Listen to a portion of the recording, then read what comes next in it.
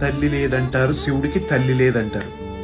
శివుడికి నిజంగా తల్లి ఉండుంటే, అరే పిచ్చినాయన, ఆ దుర్మార్గులందరినీ మసి చేసి ఆ మూడో కన్ను చూడరా ఎలా ఎర్రగా కందిపోయిందో అని చెప్పి దానికి కాస్తంత వెన్నపూస పూసేదేమో పాపం మహాతల్లి.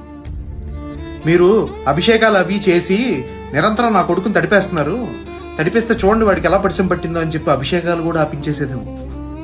ఆ కంఠానికి కంఠాభరణాలు పెట్టుకోక మెడలో ఆ పావులు వేసుకుని ఆ ఆటలేమిట్రా పిచ్చినా మహారాజు అని చెప్పి ఆ పావుల్ని తీసి బుట్టలో పెట్టేసేదేమో.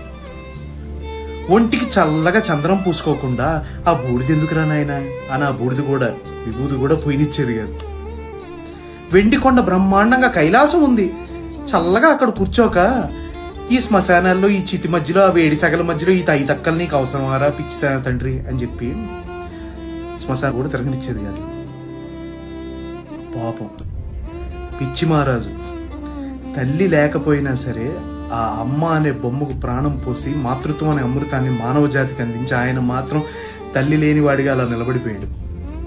పాపం తిన్నావా ఉన్నావా అని అడగడానికి అమ్మ లేకుండా ఎలా పుట్టాడో ఎక్కడ పెరిగాడో ఏంటో. అలాంటి శివుని నువ్వు నాకు అది ఇవ్వలేదు ఇది ఇవ్వలేదని నిందిస్తాం మనం. ఇంకా ఎంత దుర్మార్గులు మనుషులు.